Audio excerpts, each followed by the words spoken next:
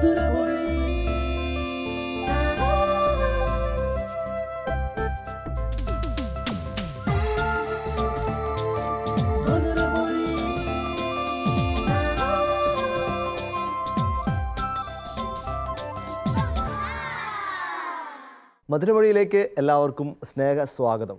Angeles army മിനിസ്ട്രിയുടെ കുടുംബങ്ങൾക്ക് വേണ്ടിയുള്ള ഒരു സ്നേഹോപഹാരം മധുരമൊഴി.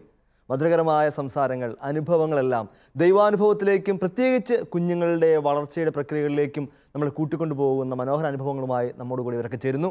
ഇന്ന് നമ്മോട് കൂടെ ഇപ്പോൾ ഉള്ളത് സ്ഥിരമുള്ള ആരുമല്ല, സ്ഥിരമുള്ള അപ്പച്ചന്മാരും അമ്മച്ചിമാരെയൊക്കെ വിട്ടിട്ട് നമ്മോടൊപ്പം ഈ സീറ്റിലിരുന്ന് മൂത്ത് പഴുത്ത ബഹുമാനപ്പെട്ട മാട്ടിൻ ചേട്ടനാണ്. മാട്ടിൻ ചേട്ടൻ ഏഞ്ചൽസ് ആർമി മിനിസ്ട്രിയുടെ ആദ്യകാലം മുതലുള്ള വ്യക്തിയാണ്. മാട്ടിൻ ചേട്ടനെ സ്നേഹപൂർവ്വം മധുരമൊഴിയിലേക്ക് സ്വാഗതം ചെയ്തുകൊള്ളുന്നു.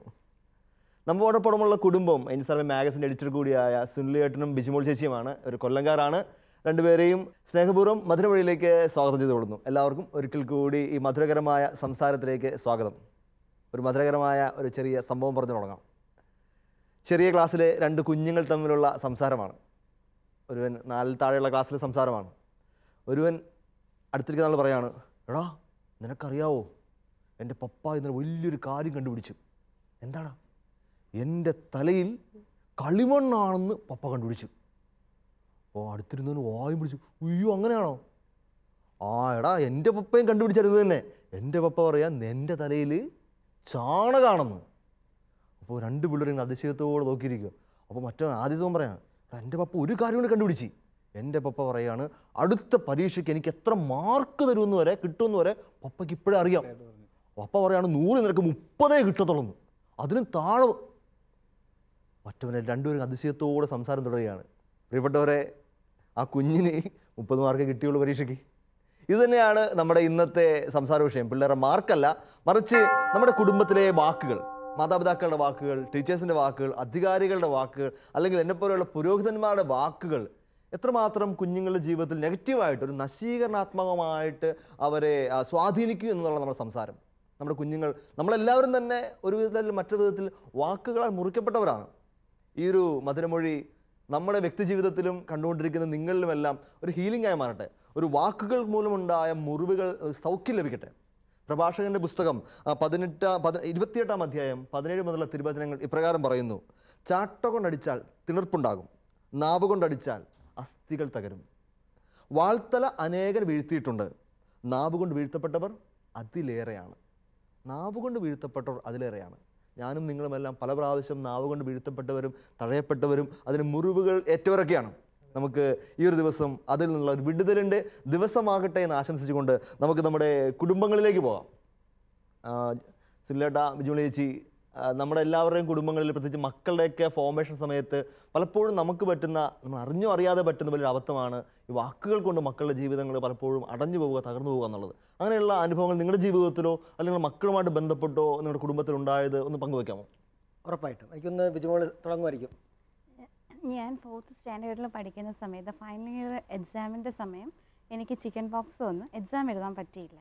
അതിൻ്റെ അതെല്ലാം ക്യൂറായിട്ട് എനിക്ക് കുറേ താമസിച്ച് മറ്റേ എൻ്റെ ക്ലാസ്സിലുള്ളവരുടെ എല്ലാം പ്രൊമോഷൻ ലിസ്റ്റ് ചെയ്ത് റെഡിയാക്കി കഴിഞ്ഞിട്ടാണ് എൻ്റെ പ്രിൻസിപ്പൾ എന്നോട് പറഞ്ഞ് എക്സാം എഴുതണ്ട, നീ നല്ല മാർക്കുള്ള കുട്ടിയല്ലേ, നിന്നെ കയറ്റി വിട്ടോളാം എന്ന് പറഞ്ഞ് നന്നായിട്ട് പഠിക്കുമായിരുന്നു.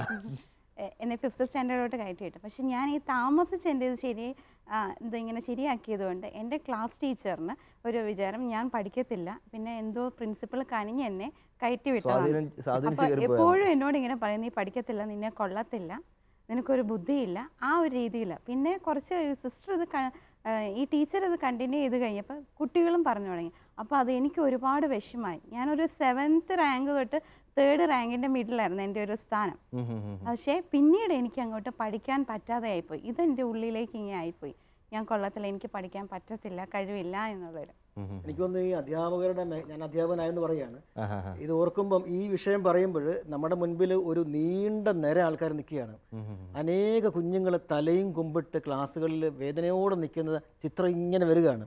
ഒരുപക്ഷെ മാർക്കിൻ്റെ പേരിലാകാം, അല്ലെങ്കിൽ എന്തെങ്കിലും കുരുത്തക്കേടിൻ്റെ പേരിലാകാം, അകാരണമായിട്ടും അധികമായിട്ടും വളരെ വളരെ വേദനിപ്പിക്കുന്ന രീതിയിൽ മുറിവേറ്റ ഒരു നീണ്ട നിര നമ്മുടെ മുമ്പിൽ കൂടെ കടന്നു എന്തെങ്കിലും ഉദാഹരണം ഒരു സാറെന്ന നിലയിൽ പങ്കുവെക്കാനായിട്ട് പറ്റുമോ? നമ്മൾ കുറേ അധികം ഉദാഹരണങ്ങളുണ്ട്. ഒരു കുട്ടി പറയുകയാണ്, അവന് ശരിക്കും എക്സാമിന് മാർക്ക് കുറഞ്ഞു, അവന് വളരെ മാർക്ക് കുറവാണ്. അപ്പോൾ ശരിക്കും എക്സാമിന് മാർക്ക് കൊടുക്കുമ്പോൾ ഞാൻ സാധാരണ പേപ്പറിൽ മാർക്ക് പറയത്തില്ല, പറയാതെ കൊടുക്കത്തുള്ളൂ, പ്രത്യേകിച്ച് കുറഞ്ഞവർക്ക്. പക്ഷേ പബ്ലിക്കായിട്ട് ഈ കുഞ്ഞിനെ എഴുന്നേൽപ്പിച്ച് നിർത്തിയിട്ട് പറയുകയാണ്, എന്തിനാ നീ പഠിക്കുന്നത്, നീ എന്തിനാ പഠിക്കും, വെറുതെ സമയം വേസ്റ്റ് ആക്കുന്നത്, ഈ സമയം കൊണ്ട് മറ്റെന്തെങ്കിലും പണി ഇവിടെ പോയി, നീ നിൻ്റെയും വീട്ടുകാരുടെയും വെറുതെ ആ സമയം മെനക്കെടുത്താണ്. ആ മാർക്ക് ആ പേപ്പർ എടുത്ത് കാണിക്കുകയാണ്, എല്ലാവരും കാണിക്കുകയാണ്, ഇത് കണ്ടാ എഴുതിയേക്കുന്നത്, അതിനകത്ത് എന്തെങ്കിലും ഉണ്ടെന്ന് നോക്കേ, മര്യാദയ്ക്ക് അക്ഷരം പോലും എഴുതാൻ അറിയാൻ മേത്ത, നീ എന്തിനാണ് പഠിക്കുന്നത്?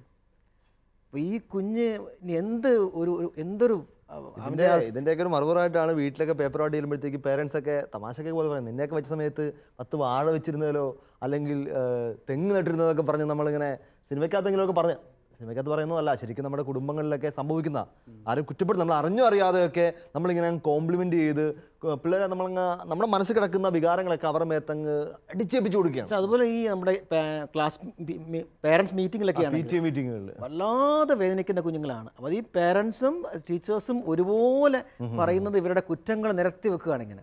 അതുപോലെ പ്രതികളെ പോലെ ഇവരിങ്ങനെ കുമ്പിട്ട് നിൽക്കുകയാണ്. അപ്പം നമ്മുടെ അടുത്ത് പറയും, സാർ അവനെ അങ്ങ് അടിക്കും, അവൻ എന്ത് വേണേ ചെയ്തു എന്നൊക്കെ പറയുമ്പോൾ ഈ കുഞ്ഞിൻ്റെ ഒരു സങ്കടം കാണണേ അല്ലാതെ മുറിവേറ്റ് നിൽക്കുന്നതാണ്. എനിക്ക് തോന്നുന്നു ഈ നമ്മുടെ കുഞ്ഞുങ്ങളുടെ ഈ നെഗറ്റീവ് അല്ലെങ്കിൽ കുറവുകൾ അങ്ങ് പറഞ്ഞ് അതങ്ങ് തഴക്കപ്പെടുകയാണ്. തഴക്കദോഷം എന്നൊക്കെ പറയുന്ന പോലെ അങ്ങ് തഴങ്ങപ്പെടുകയാണ്. നമ്മുടെ വാക്കുകൾ കൊണ്ട് ഇത് നന്നാവൂല, നീ കഴുതിയാണ്, നീ മണ്ടനാണെന്നൊക്കെ പറഞ്ഞ് അങ്ങ് തഴങ്ങിപ്പോവുകയാണ്. അപ്പോൾ അങ്ങനെയുള്ള അനുഭവങ്ങളിൽ നിന്ന് പിന്നെ കുഞ്ഞ് റേഞ്ചിൽ നിന്ന് പുറത്തു വരിക ഭയങ്കര ബുദ്ധിമുട്ടാണ്. അതിപ്പോൾ നമ്മുടെ ഫാമിലി ലൈഫിൽ കുഞ്ഞുങ്ങൾ മാത്രമല്ല, ഹസ്ബൻഡ് വൈഫ് റിലേഷൻഷിപ്പിലും ഭാര്യ ഭർത്താവ് അങ്ങോട്ടും ഇങ്ങോട്ടും ഇങ്ങനെ തന്നെ കൊള്ളില്ല, നീ വന്ന് കയറിയ നാൾ മുതൽ, നമ്മൾ സ്ഥിരം കേൾക്കുന്നില്ലേ, നീ വന്ന് കയറിയ നാൾ മുതൽ ഈ കുടുംബം പോയി, അല്ലെങ്കിൽ ഈ കുഞ്ഞിൻ്റെ തലവട്ടം കണ്ട നാൾ മുതൽ നമ്മുടെ എല്ലാം നഷ്ടപ്പെട്ടു പോയി എന്നൊക്കെ പറയുന്ന പോലെ, അല്ലെങ്കിൽ പറഞ്ഞ് തഴങ്ങും തോറും അവരതിലങ്ങ് ആഴപ്പെടുന്നു. ഇപ്പോൾ 20 മാർക്ക് കിട്ടിയെന്ന് പറയുകയാണോ, നീ ഒരിക്കലും ഗതി പിടിക്കലെന്ന് പറഞ്ഞാൽ അടുത്ത വർഷം 10 കിട്ടത്തുള്ളൂ, അതിൽ കിട്ടാൻ പറ്റത്തില്ലല്ലോ. അപ്പനെ ഉറപ്പിച്ച് ഒപ്പിട്ട് കൊടുക്കും, അപ്പനാണല്ലോ ഒപ്പിടേണ്ട രക്ഷാധികാരി, അത് മുമ്പേ തന്നെ ഒപ്പിട്ട് കൊടുത്ത പിന്നെ എന്ത് ചെയ്യും ചേട്ടാ? അങ്ങനെ എന്തെങ്കിലും മാട്ടും ചേട്ടൻ്റെ കുടുംബത്തിൽ നിന്ന് ഒന്ന് പറയാൻ പറ്റുമോ അങ്ങനെ എന്തെങ്കിലും? ഞാനിപ്പോൾ അത് തന്നെ ആലോചിക്കായിരുന്നു, ഇത് കുട്ടികളുടെ കാര്യമാണ് പറഞ്ഞത്. പക്ഷേ ഞാൻ എൻ്റെ കല്യാണം കഴിഞ്ഞ ഉടനെ തന്നെ കുറച്ച് നാൾ കഴിഞ്ഞപ്പോഴത്തേക്കും വൈഫ് മേരി ഡ്രൈവിങ് പഠിച്ചു. അപ്പോൾ അപ്പോൾ ഡ്രൈവിംഗ് സ്കൂളാണല്ലോ, അപ്പോൾ ഡ്രൈവിംഗ് സ്കൂളിൽ ലൈസൻസ് ഉൾപ്പെടെയാണല്ലോ അങ്ങനെ ഒരു പാക്കേജാണല്ലോ. ലൈസൻസ് കിട്ടി. അപ്പോൾ ഒരു ദിവസം മേരിയുടെ കഷ്ടകാലത്തിന് എന്നെ ഇരുത്തി ഡ്രൈവ് ചെയ്ത് പോയി.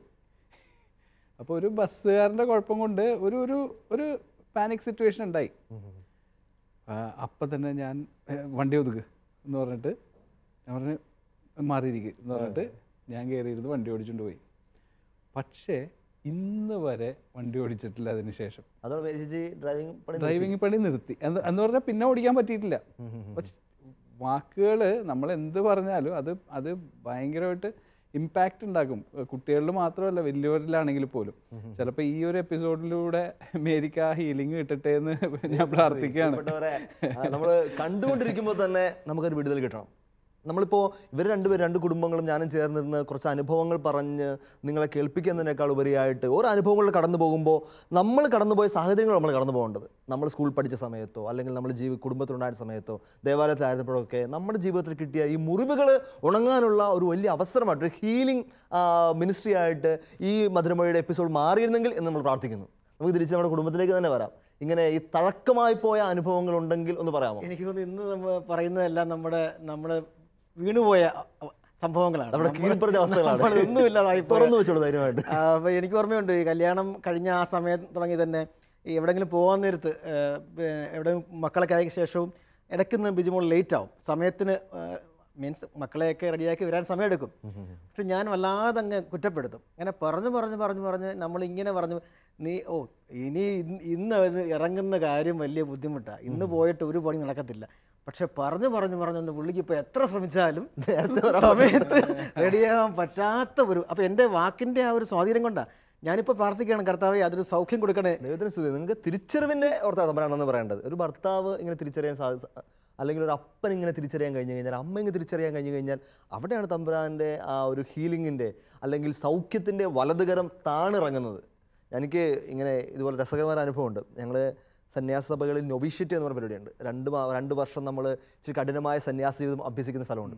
അപ്പോൾ അവിടെ നമുക്ക് ഇച്ചിരി സ്ട്രിക്റ്റ് ആണ് കാര്യങ്ങൾ. നമുക്ക് 2 വർഷത്തേക്ക് പുറത്തൊന്നും പോകാൻ പറ്റില്ല. പക്ഷെ നല്ല പ്രാർത്ഥനാന്തരീക്ഷം, നമ്മൾ നല്ല ഒരു വിശുദ്ധമായ സൗഹൃദമൊക്കെ ബിൽഡപ്പ് ചെയ്ത് അവിടെ വെച്ചാണ്. ഇപ്പോൾ ഞങ്ങളുടെ കൂടെ ഒരു സഹോദരനുണ്ടായിരുന്നു, ഷിബിൻ എന്നായിരുന്നു അവൻ്റെ പേര്. അപ്പോൾ അവിടെ വെച്ച് അവൻ്റെ കയ്യിൽ നിന്ന് സ്ഥിരമായിട്ട് ഗ്ലാസ് താഴ്പോവും. ഈ ഗ്ലാസ് താഴ്പോകുന്നല്ല, നോഷീറ്റിലൊരു നമ്മൾ പാത്രം പൊട്ടിക്കാതിരിക്കാൻ വേണ്ടിയൊക്കെയാണ്. അപ്പോൾ എപ്പോഴും ഞങ്ങൾക്ക് സ്റ്റീൽ ഗ്ലാസ്സേ ഉള്ളൂ. അപ്പോൾ പെട്ടെന്ന് ശബ്ദമൊക്കെ ഉണ്ടാകുന്നതുകൊണ്ട് അപ്പോൾ ഗ്ലാസ് താഴെ പോയി കഴിഞ്ഞാൽ, ഒരു പാത്രം താഴെ പോയി കഴിഞ്ഞാൽ, അന്ന് നമ്മുടെ ഇറങ്ങിക്കൊണ്ട ലൊസബദാരോ റൊമാനോ ഉണ്ട്, അതായത് നമ്മുടെ വത്തിക്കാൻ്റെ ഒഫീഷ്യൽ ന്യൂസ് പേപ്പർ. അന്നത് ഇംഗ്ലീഷുള്ളൂ, ഇപ്പം മലയാളം ഇറങ്ങി തുടങ്ങി ഇത് വർഷങ്ങൾക്ക് മുമ്പ്. അപ്പോൾ നമ്മൾ ആ ഇംഗ്ലീഷ് ന്യൂസ് പേപ്പറിലെ ഒരു ചെറിയ ഭാഗം എടുത്തിട്ട്, ഒരു ആർട്ടിക്കിൾ എടുത്തിട്ട് നമ്മളത് വായിച്ച് പഠിച്ച് കമ്മ്യൂണിറ്റിക്ക് പ്രസൻറ്റ് ചെയ്യണം. ഇതാണ് ഞങ്ങളവിടുത്തെ ഗ്ലാസ് വീണ അത് അവിടുത്തെ നിയമം. ഒരു കൺസ്ട്രക്റ്റീവ് ആയിട്ടുള്ള നിയമമാണ്, നമുക്ക് വലിയ കുറ്റപ്പെടുത്ത് പറയാൻ പറ്റില്ല. പ്രശ്നം എന്ന് പറഞ്ഞാൽ ഞങ്ങളുടെ കൂടെ ഒരു ഈ ഷിബിൻ്റെ ഇടയ്ക്കിടയ്ക്ക് ഗ്ലാസ് താഴെ പോകുമായിരുന്നു. പിന്നീട് ഈ ലൊസോത്താരോ അച്ഛൻ കൊടുക്കാനും തുടങ്ങി. ഇവൻ്റെ മുറിയിൽ നിന്ന് ഈ ലൊസോത്താരം ഇറങ്ങിയിട്ട് വേറെ ആർക്കും വായിക്കാൻ പറ്റത്തില്ല. ഇവർ അങ്ങോട്ട് പോയാലും ഇങ്ങോട്ട് പോയാലും എന്തുവഴി പോയാലും ഒച്ച കേൾക്കാം. അന്നേരം ഒരു വായിക്കാൻ കൊതി ഉണ്ടായിട്ടൊന്നും അല്ല, കാരണം അതവനൊരു പേടി അല്ലെങ്കിൽ ഒരു ഒരു ഒരു തഴക്കം പോലെ അങ്ങ് വീണ് പോവുകയാണ്. ഞങ്ങൾക്ക് പിന്നെ തമാശയായിരുന്നു, ഇവനെ എപ്പോൾ കണ്ടാലും കയ്യിൽ ലൊസോത്താരോ. എനിക്ക് ഇതേപോലത്തെ ഒരു സിമിലർ അനുഭവം ഉണ്ടായിരുന്നു.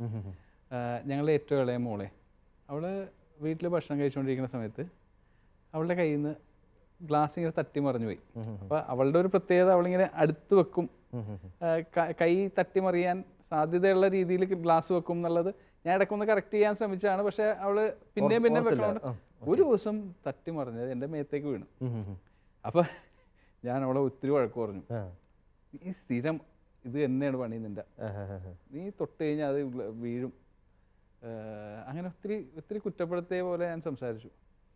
ഞാൻ റിയലൈസ് ചെയ്ത ഒരു കാര്യം, ഞാനത് അവളെ കറക്റ്റ് ചെയ്യാൻ വേണ്ടിയാണ് പറഞ്ഞതെങ്കിലും ഓപ്പോസിറ്റ് ആണ് സംഭവിച്ചത്. സ്ഥിരമായിട്ട് എപ്പോ അവള് ഭക്ഷണം കഴിക്കാൻ മറിച്ചിട്ടിട്ട് അവള്. പിന്നെ ഞാൻ ഈ വഴക്ക് പറയണത് കൊണ്ട് വീട്ടിൽ വേറൊരു കാര്യം കൂടെ സംഭവിച്ചു. പിന്നെ അത് കഴിഞ്ഞിട്ട് ഞാൻ വഴക്ക് പറയേണ്ടി വരില്ല. അവളുടെ മൂത്ത ചേട്ടനും അതിന്റെ മൂത്ത ചേട്ടനും ഒക്കെ തുടങ്ങി, കൊച്ചപ്പന്മാരൊക്കെ വീട്ടിൽ ജനിച്ചു.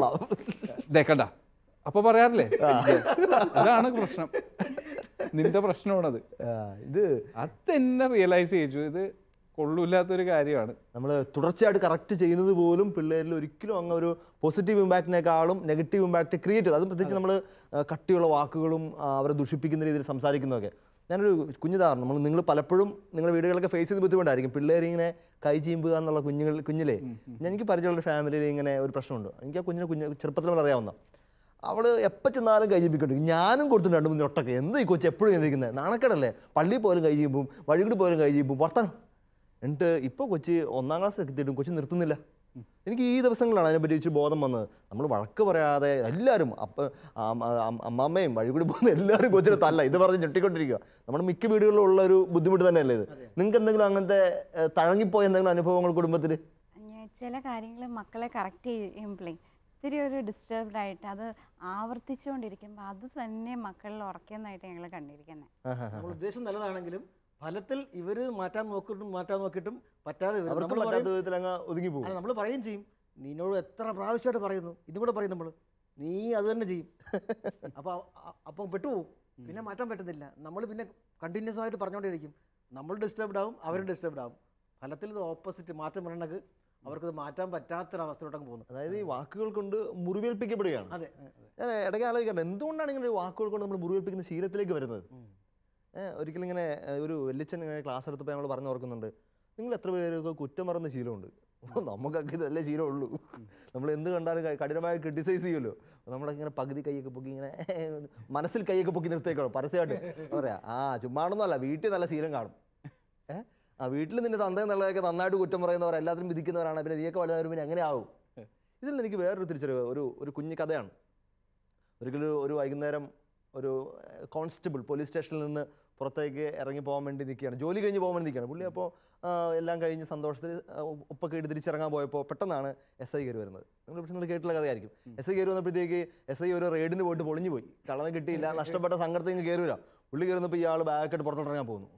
അപ്പോൾ വന്ന് കയറി SI താനൊക്കെ സമയം നോക്കിയിരിക്കും, ഇറങ്ങി പോകാൻ ഉത്തരവാദിത്തമില്ലാത്ത പോലീസുകാർ വാടക കോടതി ഊട് ചീത്ത വിളിച്ച്.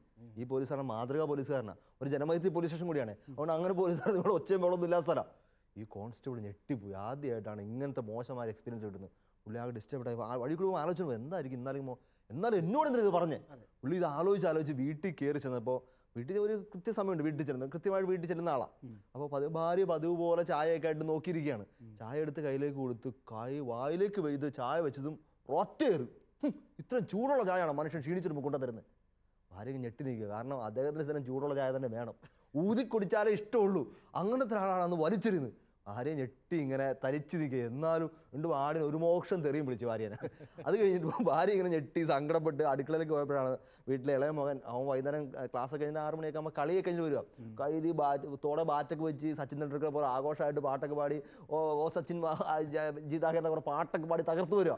അപ്പോഴാണ് MRF ബാറ്റൊക്കെ കൂടെ കുത്തിവെക്കാൻ പോയപ്പോഴത്തേക്ക് അമ്മ വന്നിട്ട്, പഠിക്കാനൊന്നുമില്ല, ട്യൂഷനും പോകത്തില്ല, നീക്ക് എന്നാ നന്നാവുന്നേ, നീക്ക് ഒരു ചിന്തയില്ലല്ലോ തന്നേരം തള്ളനെ പറ്റി, വീട്ടിലെ കഷ്ടപ്പാടിനെ പറ്റി ഒരു ബന്ധമില്ലാത്ത കുറേ ചീത്ത വിളി. അവനെ ബാറ്റെടുത്ത് ഒറ്റടി, ബാറ്റ് വട്ടം ഒടിഞ്ഞു പോയി.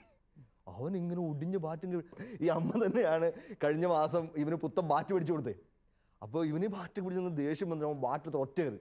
അതിൽ കിടക്കുന്ന പട്ടീനെ കൊണ്ടുവന്നതാണ് ബാക്കി. പട്ടി എഴുന്നേറ്റ് പോയി പൂച്ചനെ വാന്തി. ഇതൊരു കഥയാണെങ്കിൽ പോലും എനിക്കിത് വായിച്ചപ്പോൾ ഭയങ്കര ഒരു ചെയിനാണ്. നമുക്ക് കിട്ടിയ മുറിവുകൾ നമ്മളിങ്ങനെ തുടർച്ചയായിട്ട് കൊടുത്തൊരു മുറിവുകളുടെ വലിയൊരു ശൃംഖല സൃഷ്ടിക്കുകയാണ്. പലപ്പോഴും നമ്മുടെ കുടുംബത്തിൽ സംഭവിക്കുന്ന കാര്യമല്ലേ. അച്ഛാ, ഈ പല കുടുംബങ്ങളിൽ ബ്രദേഴ്സ് തമ്മിൽ അച്ഛൻ പറഞ്ഞ പോലെ ലൈഫ് ലോങ് ഈ മുറിവുകൾ ക്യാരി ചെയ്യണ സംഭവങ്ങളുണ്ട്. അതിൻ്റെ റീസൺ ഞാൻ ചില സംഭവങ്ങൾ ഞാൻ ഓർക്കായിരുന്നു. എനിക്ക് പരിചയമുള്ളൊരു ഒരാൾ ഇത്തിരി ഡാർക്കാണ്, ഒരാൾ നല്ല ഫെയറാണ്. അപ്പോൾ ഈ ഡാർക്കായിട്ടുള്ളവനോട് ചോദിക്കുകയാണ്, എടാ നീ എന്താ ഇങ്ങനെ ഇരിക്കണ, നിൻ്റെ അനിയൻ നല്ല ഫെയറാണല്ലോ, പിന്നെ നീ എന്താ ഇങ്ങനെ. ആ ഒരു ചോദ്യത്തിൽ അവൻ സ്ഥിരമായിട്ട് അവൻ്റെ അടുത്തൊരു അസൂയ അവനിൽ ക്രിയേറ്റ് ചെയ്യപ്പെടുകയാണ്. നമ്മുടെ കേരളത്തിൽ പലപ്പോഴും അങ്ങനത്തെ സംസാരങ്ങൾ ഞാൻ കേട്ടിട്ടുണ്ട്. നമ്മുടെ വീടുകളിലൊക്കെ തമാശയൊക്കെയാണെങ്കിൽ പോലും പണ്ടൊക്കെ പറയാറില്ലേ, നീ തവിട് കൊടുത്ത് വാങ്ങിയ ഒരാള്, അല്ലെങ്കിൽ വെള്ളപ്പൊക്കത്തിൽ ഒലിച്ചു വന്ന ഒരാള്, നീ രണ്ടാം കുടിക്കാനാണ്, തമാശക്കൊക്കെ പറഞ്ഞു. പക്ഷെ ഇതൊക്കെ മക്കളുടെ ഹൃദയത്തിൽ അങ്ങ് ഒരു നീറ്റലായിട്ടൊക്കെ അങ്ങ് ഒരു മുറിവുകളായിട്ട് അവശേഷിക്കപ്പെടുകയാണ്. ഉറപ്പായിട്ട് ഒത്തിരി പാപങ്ങളിലേക്ക് പോകാൻ സാധ്യതയുള്ള. നമ്മൾ ഇതിനകത്ത് നമ്മൾ ആലോചിക്കുന്നത് നമ്മൾ എങ്ങനെ ഈ മുറിവുകൾ രൂപപ്പെടുന്നു എന്നുള്ളതാണ്. ഇത് നമ്മളൊരു തുടർച്ചയായിട്ട് കൊടുത്തോണ്ടിരിക്കുകയാണല്ലോ. പക്ഷെ നമുക്കൊരു പോയിന്റ് വേണമല്ലോ, നിർത്തണമല്ലോ. അങ്ങനെ എന്തെങ്കിലും അനുഭവങ്ങൾ നിങ്ങൾക്ക്? അച്ഛൻ പറഞ്ഞ ആ കഥയ്ക്കകത്ത് തന്നെ ഇതിന്റെ കാരണമുണ്ട്. അപ്പൊ ഈ ഡിസ്റ്റർബ്ഡായി നിൽക്കുന്നവർക്ക് ശാന്തമായിട്ട് സംസാരിക്കാൻ പറ്റില്ലല്ലോ. അപ്പൊ മുറിവേറ്റവർ ഉറപ്പായിട്ടും മുറിപ്പെടുത്തും. അവർക്ക് അതേ പറ്റത്തുള്ളൂ. ഡിസ്റ്റർബ്ഡായി നിൽക്കുന്നവർക്ക് മുറിപ്പെടുത്താനേ പറ്റൂ, അല്ലാതെ റിയാക്ട് ചെയ്യാൻ പറ്റത്തില്ല. പക്ഷെ മറ്റേ ആൾക്കത് മനസ്സിലായില്ലെങ്കിൽ അത് വീണ്ടും ട്രാൻസ്ഫർ ചെയ്യപ്പെടും.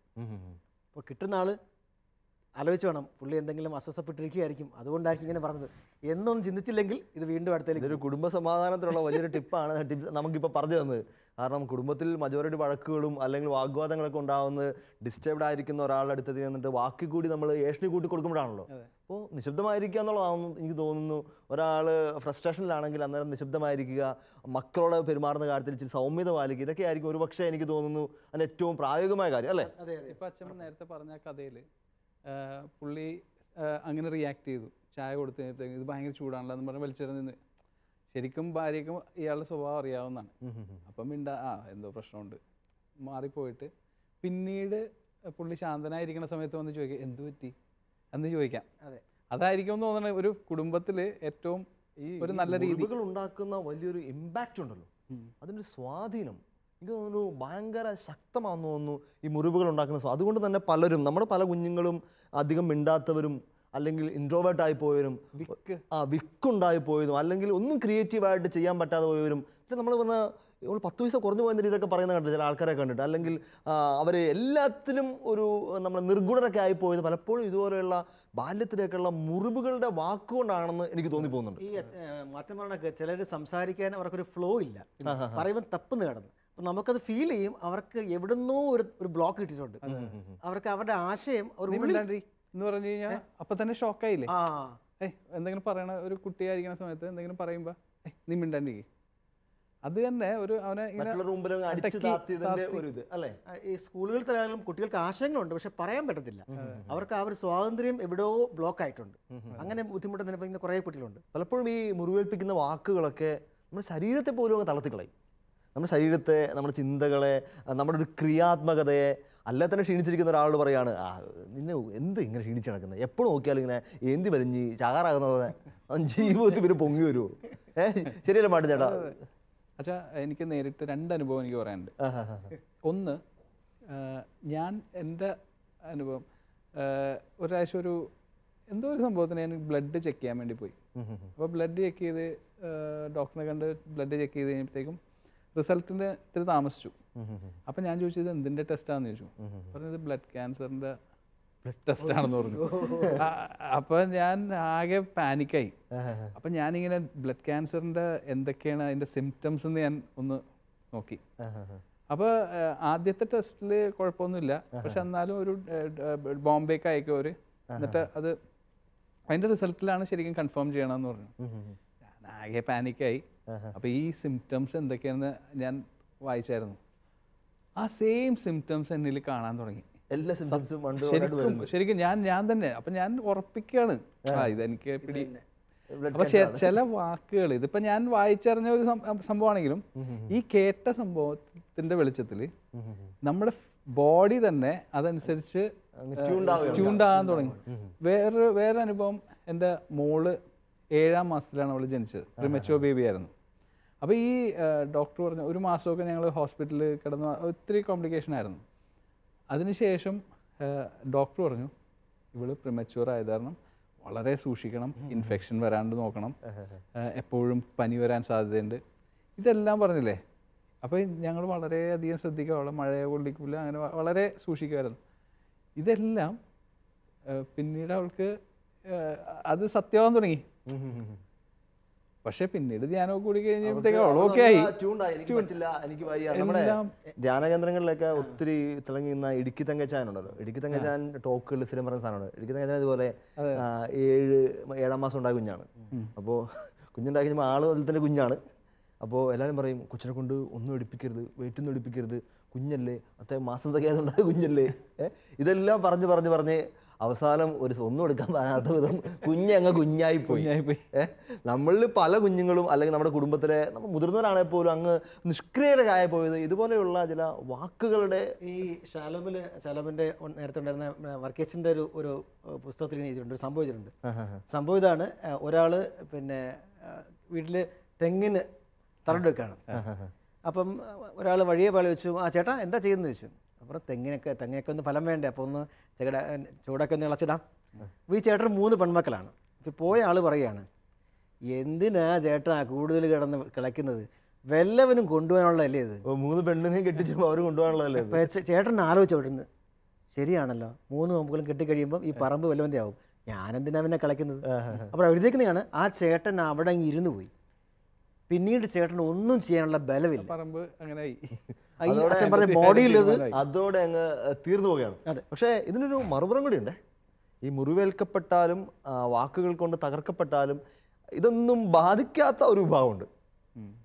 അത് ബൈബിളിലെ വിശുദ്ധരുടെ ജീവിതത്തിൽ കൃത്യമായിട്ടുണ്ട്. എനിക്ക് തോന്നുന്നു നമ്മുടെ വിയാനി പുണ്യവാളനെ എല്ലാവരും വിളിച്ചിരുന്നത് കഴുതെന്നായിരുന്നു. പരസ്യമായിട്ടൊക്കെ ഈ മരക്കഴുതല്ല, പിള്ളേരും വിളിക്കും, നാട്ടിലും വിളിക്കും, സെമിനാരിലും വിളിക്കും, എല്ലാവരും മരക്കഴുതെന്നൊക്കെ വിളിച്ചിരുന്നത്. ഇത് വിയാനി പുണ്യവാളൻ നേരെ എന്ന് ചിരിച്ചുകൊണ്ട് പറയായിരുന്നു, ബൈബിൾ വായിച്ചിട്ടില്ലല്ലേ, ബൈബിളിൽ നമ്മുടെ സാംസൺ ഒരു കഴുതയുടെ താടിയെല്ലുകൊണ്ട് ആള് 1000 തല്ലി വീഴ്ത്തിയത്. അപ്പോൾ താടിയിൽ അത്രയും ബലം ഉണ്ടെങ്കിൽ ഇത്രയും വലിയ കഴുതയ്ക്ക് എന്തോരം പേരെ തകർക്കാൻ പറ്റും. സ്വയം ശക്തിപ്പെടുക. കാരണം ഈ മുറിവുകളൊന്നും ഏൽക്കാനാവാത്ത വിധം ദൈവകൃപയിൽ ജീവിക്കുന്നതുകൊണ്ടാണ്. എനിക്ക് തോന്നുന്നു നമ്മുടെ മക്കളൊക്കെ ആ ഒരു കുടുംബം മുഴുവൻ ആ ഒരു ദൈവകൃപയിൽ, ദൈവാശ്രയ ബോധത്തിൽ, ആ പ്രൊട്ടക്ഷനിൽ ആദ്യമേ മുതലാണെങ്കിൽ പുറത്തു നിന്നുള്ള അകത്തു നിന്നുള്ള ഈ വാക്കുകളൊന്നും അവരെ തകർക്കില്ല. കുഞ്ഞുങ്ങൾക്ക് ഈ പിന്നെ ഇരട്ടപ്പേര് വിളിക്കുക അതൊക്കെ വലിയ വേദനയാണ്. ഈ നമ്മുടെ ജോസഫ് കുപ്രത്തിനോ വിശുദ്ധനെ കുപ്രത്തിനെ വിളിക്കുന്നത് വാപുളിയൻ എന്നാണ്. പക്ഷെ പുള്ളിക്ക് ഇതൊന്നും വേശുന്നില്ല. ഈ അച്ഛൻ പറഞ്ഞൊക്കെ ദൈവകൃപയിൽ പുള്ളി വേറൊരു ദൈവത്തോട് ചേർന്നായതുകൊണ്ട് ഇതൊന്നും അകത്തോട്ട് കയറുന്നില്ല, തട്ടി അങ്ങ് സാധനം പോകുന്നു.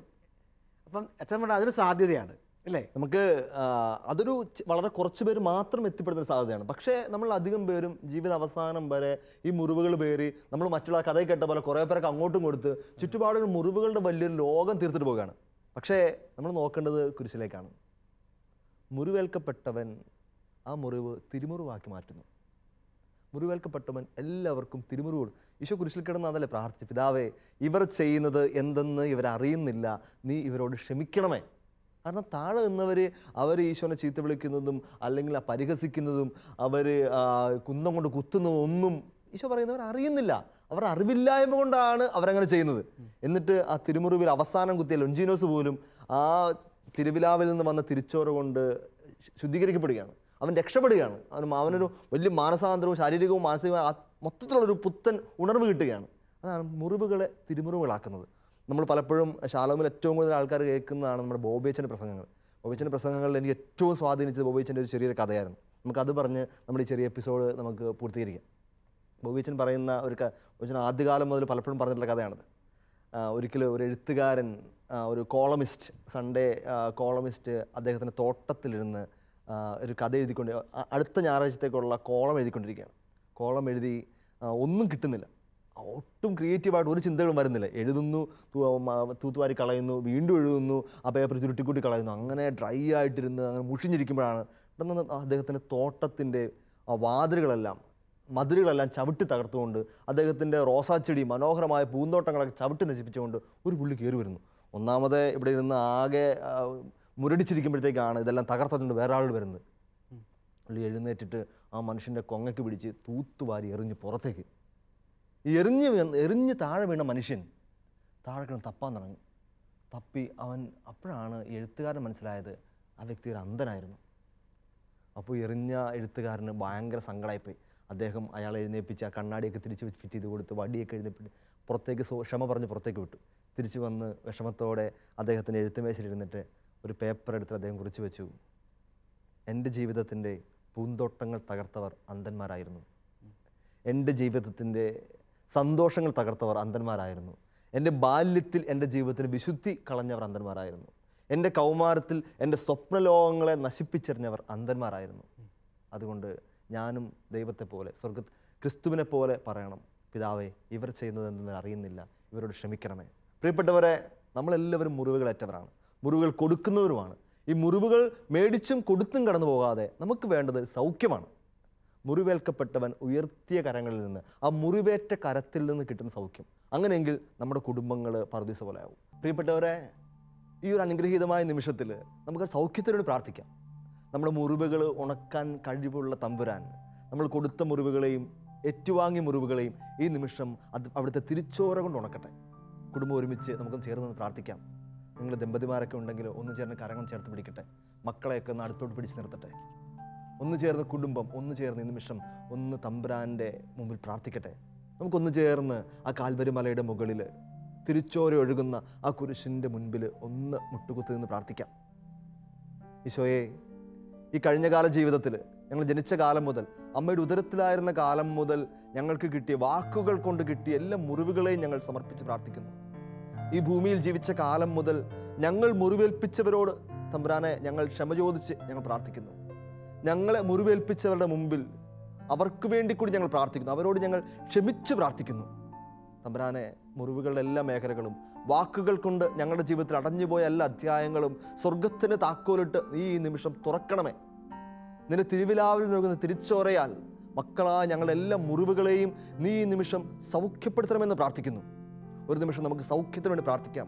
കർത്താവായ ഈശോയെ, നീ നൽകിയ പൗരോഹിത്യത്തിൻ്റെ അധികാരം ഉപയോഗിച്ചുകൊണ്ട് മക്കളുടെ മേലുള്ള സ്വർഗം തുറന്ന് അനുഗ്രഹം ഇറക്കണമേ.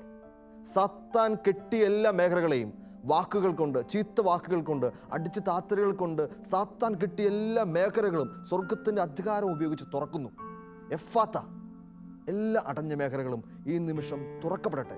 സ്വർഗത്തിൻ്റെ കനിവും മുറിവേൽക്കപ്പെട്ടവൻ്റെ വലങ്കരത്തിൻ്റെ ശക്തിയും അനുഗ്രഹവും സൗഖ്യവും എല്ലാ മക്കളും അനുഭവിക്കപ്പെടട്ടെ. എല്ലാ തഴക്കദോഷങ്ങളുടെ മേഖലകളും, എല്ലാ ഇൻഫീരിയോറിറ്റി കോംപ്ലക്സിൻ്റെ മേഖലകളും ഈ നിമിഷം മാറ്റപ്പെടട്ടെ. പുത്തൻ കുഞ്ഞായിട്ട്, സ്വർഗം ആഗ്രഹിക്കുന്ന മക്കളായിട്ട് എല്ലാവരും രൂപാന്തരപ്പെടട്ടെ. സ്വർഗത്തിന് സ്വപ്നമനുസരിച്ച് ഞങ്ങളെല്ലാവരും വളരട്ടെ. പരിശുദ്ധ അമ്മേ മാതാവേ, നീ ഉണ്ണിയെ ഏറ്റവും മനോഹരമായിട്ട് സ്വർഗത്തിന് അനുരൂപരാക്കി വളർത്തിക്കൊണ്ട് വന്നതുപോലെ മക്കളായ ഞങ്ങളെയും ചേർത്ത് പിടിച്ച് വളർത്തിക്കൊണ്ട് വരണമേ. ഇതുവരെ ഉണ്ടായിരുന്ന കുറവുകളിൽ നിന്ന്, മുറിവുകളിൽ നിന്ന് മോചനം നേടിത്തന്ന് ആർക്കും മുറിവുകൾ കൊടുക്കാത്ത അനുഗ്രഹീത ജീവിതങ്ങളാക്കി ഞങ്ങളെ മാറ്റണമേ. സ്വർഗീയ വചനങ്ങൾ പങ്കുവെക്കുന്ന നാവുകളാക്കി ഞങ്ങളുടെ നാവുകളെ നീ മാറ്റണമേ. നമുക്കൊന്നു ചേർന്ന് ഈശോയുടെ ആശീർവാദം സ്വീകരിക്കാം. നമ്മുടെ കർത്താവ് ഈശോ മിശിഹായുടെ കൃപയും പിതാവായ ദൈവത്തിൻ്റെ സ്നേഹവും പരിശുദ്ധാത്മാവിൻ്റെ സഹവാസവും പരിശുദ്ധ അമ്മയുടെയും സകല വിശുദ്ധരുടെയും മാധ്യസ്ഥം ഉണ്ടായിരിക്കട്ടെ, ഇപ്പോഴും എപ്പോഴും എന്നേക്കും. ആമേൻ. ഈശോ മിശിഹായ്ക്ക് സ്തുതിയായിരിക്കട്ടെ.